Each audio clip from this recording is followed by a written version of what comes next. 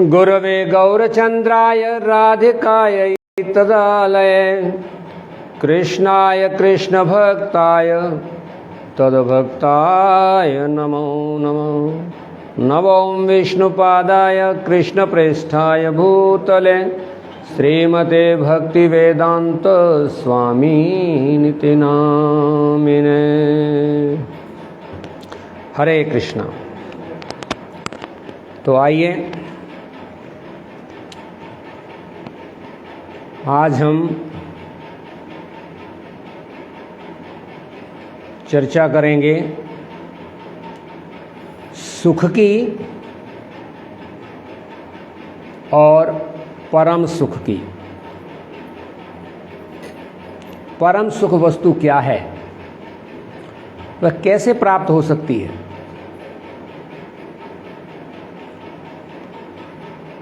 परम सुख जीवन का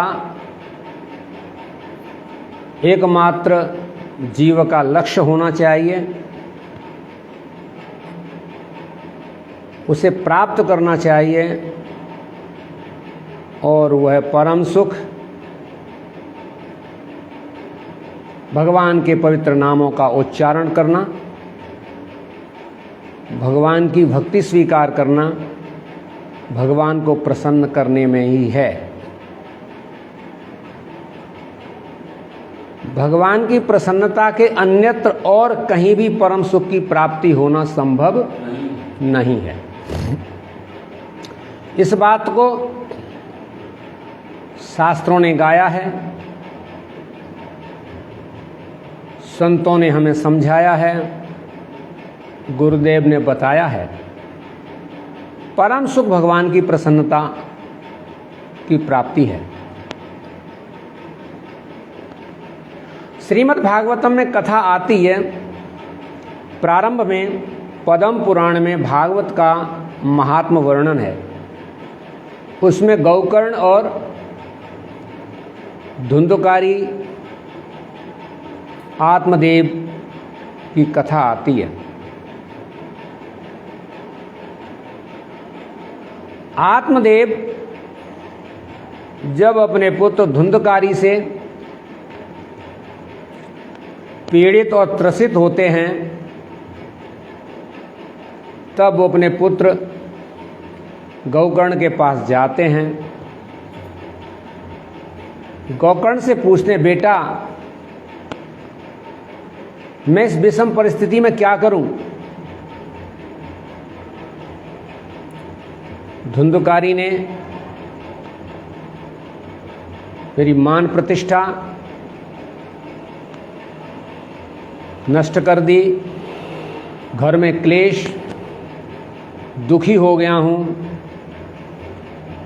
मेरा मन करता है कि मैं संसार को छोड़ दूं, मर जाऊं। जब गौकर्ण से इस प्रकार आत्मदेव बोले, तो गौकर्ण बोले कि पिताश्री, आज आपने मुझसे पूछा है तो मैं आपसे वार्तालाप कर सकता हूं, बता सकता हूं। अन्यथा पुत्र को तब तक पिता को उपदेश नहीं करना चाहिए जब तक पिता उससे पूछे ना। पिताजी, इस ब्रह्मांड में देवेंद्र, इंद्र भी सुखी नहीं है,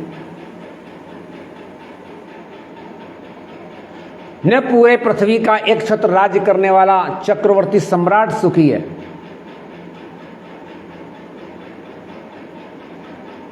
इस पूरे ब्रह्मांड में, इस पूरी पृथ्वी पर अगर कोई सुखी है तो वह विरक्त है,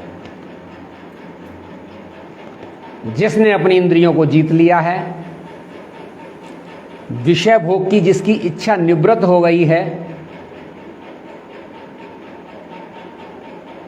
वह सुखी हुआ है। न चेन्द्रस्य सुखम किंचिन न सुखम चक्रवर्तिना सुखमस्ति विरक्तस्य मुनेरे कांत जीविना, वह मुनि जो विरक्त है, एकांत में भगवान का भजन करता है, वह सुखी है।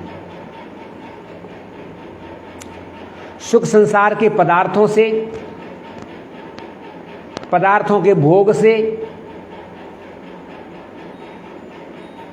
मान सम्मान या प्रतिष्ठा से पूर्ण सुख की प्राप्ति नहीं हो सकती। यह तुम्हारी व्याकुलता को और बढ़ा देंगे।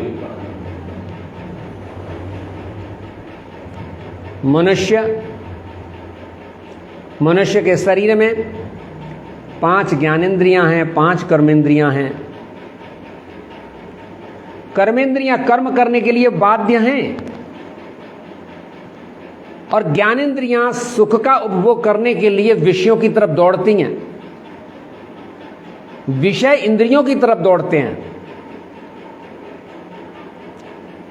इंद्रियों का प्रवाह विषयों की तरफ है और विषयों का प्रवाह इंद्रियों की तरफ है। और इसका जो भोगता है, जो मन है, इंद्रियों से सुख उठाता है, उठाने की कल्पना करता है, उठाना चाहता है।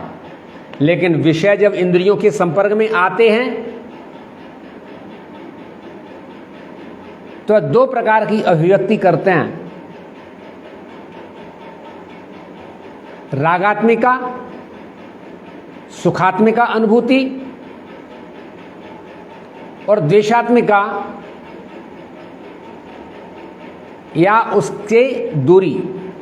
जो विषय पसंद नहीं आता, जो उसको अच्छा नहीं लगता है, उससे द्वेष करता है। इसीलिए जीव इस संसार में राग और द्वेष में उलझ गया है। राग और द्वेष में उलझा हुआ मनुष्य कभी शाश्वत शांति को प्राप्त नहीं कर सकता। राग द्वेष में उलझा हुआ जीव, उसका अंतःकरण जब इस संसार को छोड़ करके जाता है तो पुनश्च वह संस्कृति चक्र में, जन्म मृत्यु के चक्र में फंस जाता है। उन राग और द्वेष को भोगने के लिए पुनश्च उसको आना पड़ता है। भगवान ने भगवत गीता में 7वें अध्याय में अच्छी तरह बताया, इच्छा द्वेष समुत्थेन द्वंद्व मोहेन भारत सर्वभूतानि सम्मोहम सर्गे यान्ति परंतप।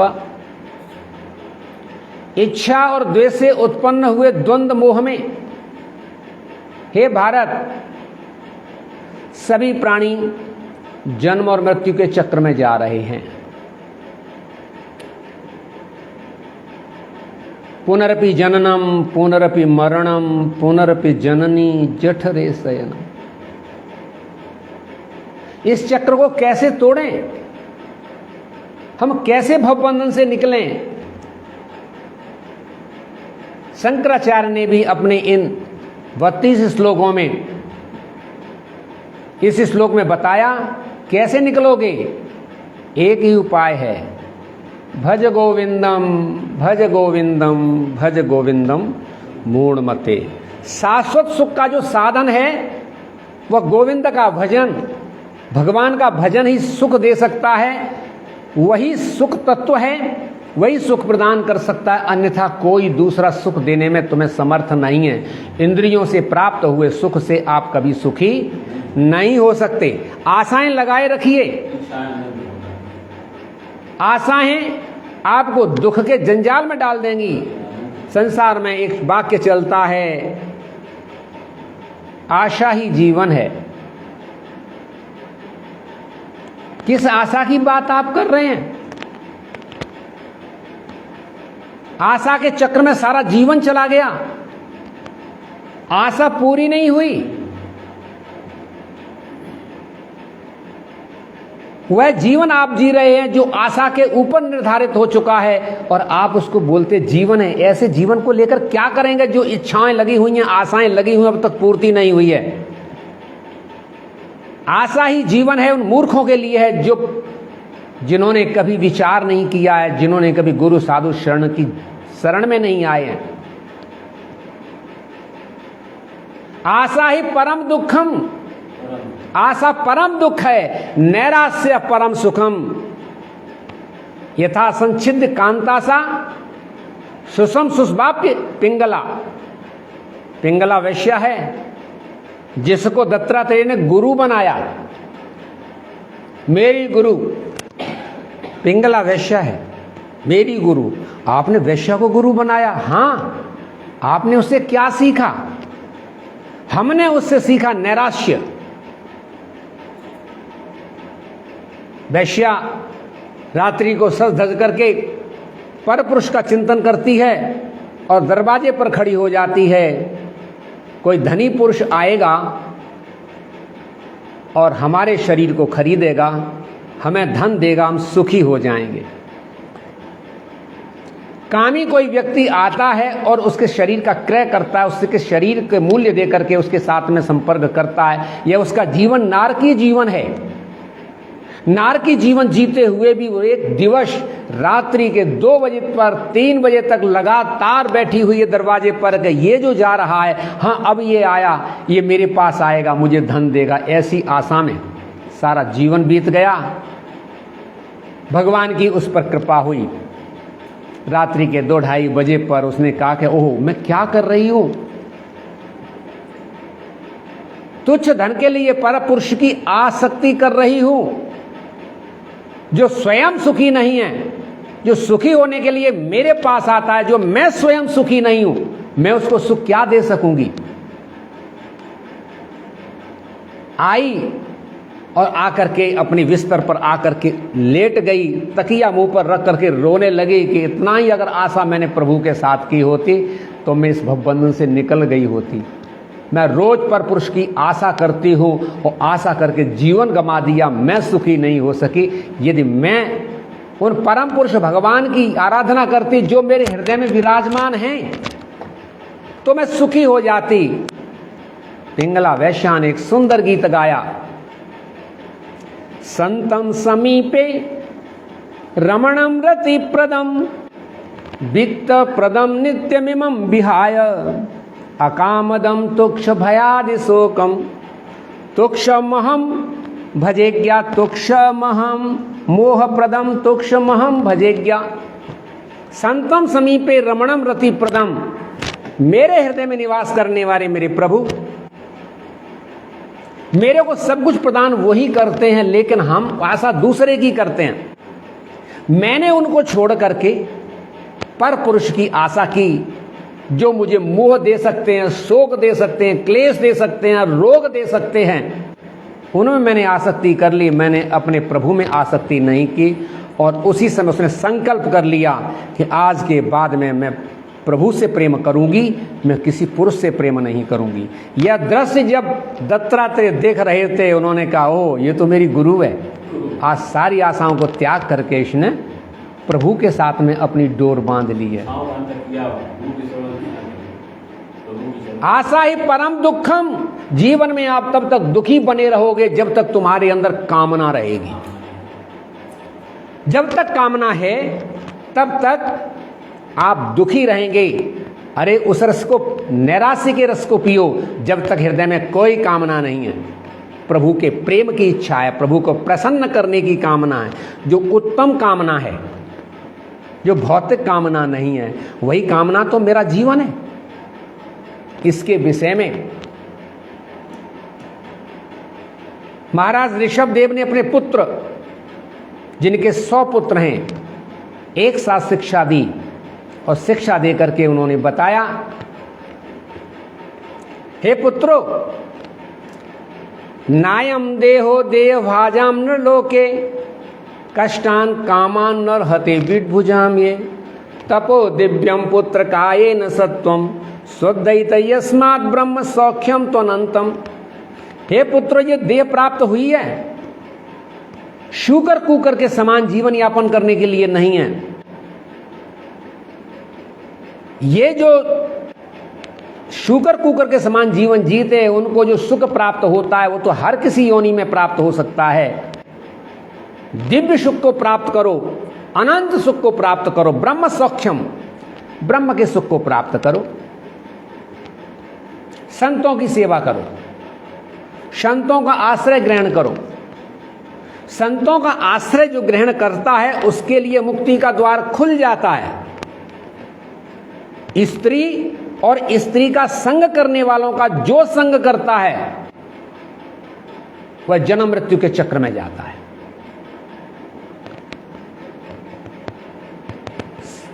सुंदर गान करने के बाद में बहुत सुंदर श्लोक गाया और गा करके बोले, नूनम प्रमत्ते कुरुते विकर्मा यतीन्द्रिय प्रीतय आपृणोति न साधु मन्ये यतात्मनो असन्न अपि क्लेशद आस देह। नूनम प्रमत्ते कुरुते विकर्मा, जो क्षुद्र व्यक्ति होते हैं वो कामनाओं की पूर्ति करने में लगते हैं, इंद्रियों की प्रीति और प्रसन्नता प्राप्त करने के लिए लगते हैं, लेकिन उनकी इंद्रियां कभी भी प्रसन्न पूर्ण नहीं हो पाएंगी। जीवन घटता जाता है, आयु खत्म होती चली जाती है, लेकिन तृष्णा बढ़ती चली जाती है। जीवन चला गया और तृष्णा बढ़ गई, मुझे ये करना है वो करना है। आप जब बालक थे, बचपन था, तब तो इतनी योजनाएं तुम्हारे पास नहीं थी। आज आपके पास ये करना है वो करना है और तृष्णा बढ़ी हुई है, आयु घटी हुई है। और इस प्रकार जब जीवन यापन करता है व्यक्ति तो वह जीवन के उद्देश्य से भटक जाता है। हे पुत्रो, जीवन का उद्देश्य है उन प्रभु को प्राप्त करना।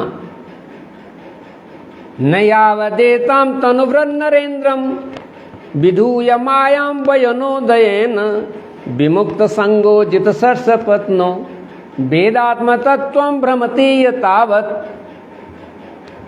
उन ऋषभदेव के पुत्र भरत, जो भरत महाराज एक मृग के आसक्ति होने के कारण, मृग के बालक में आसक्ति होने के कारण पुनः उन्हें मृग का शरीर प्राप्त करना पड़ा।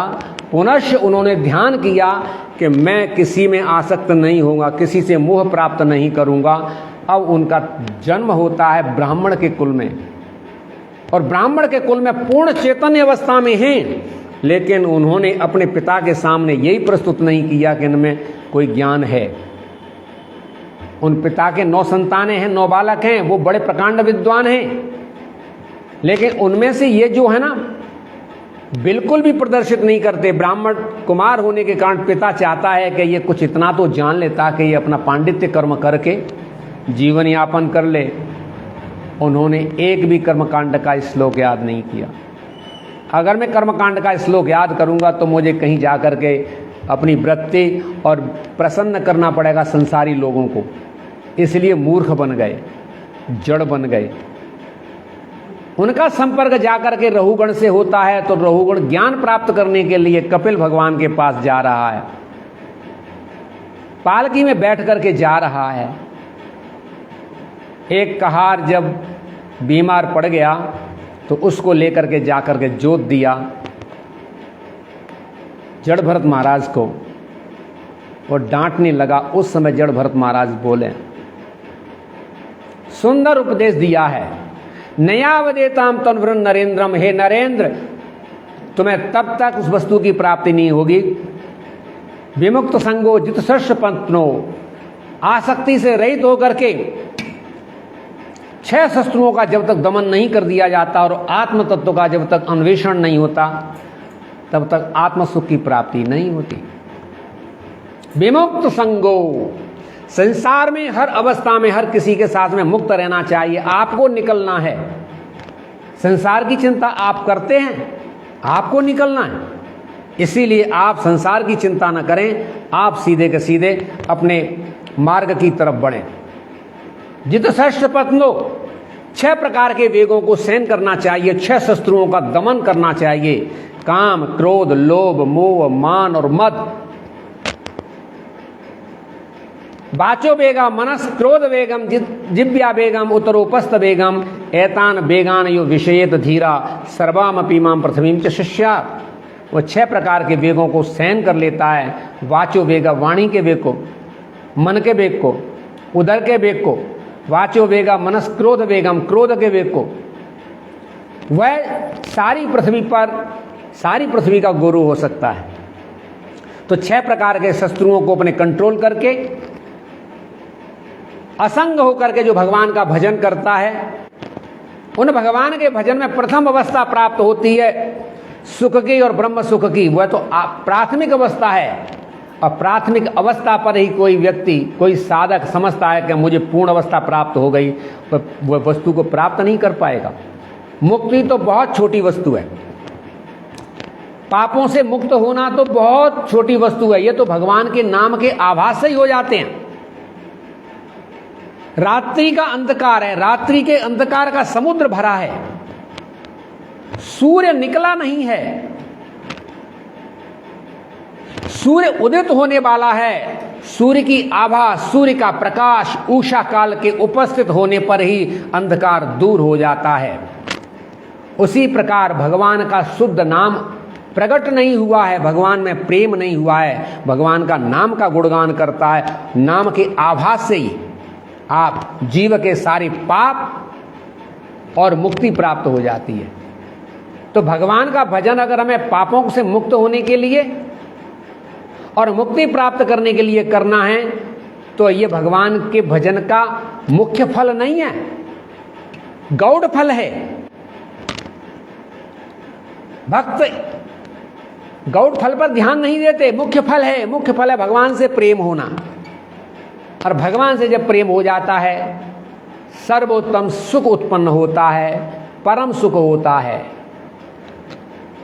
चाहता जो परम सुख, चाहता जो परम सुख तू नाम जाप कर हरि नाम का, चाहता जो परम सुख तू जाप कर हरि नाम का, परम पावन परम मंगल परम सुंदर धाम का। लिया जिसने है कभी हरि नाम, भय भ्रम भूल से तर गया, वह भी तुरंत बंधन कटे जड़ मूल से। चाहता जो परम सुख तू जाप कर हरि नाम का, हरि नाम का जाप करो, भगवान के पवित्र नामों का जाप करो।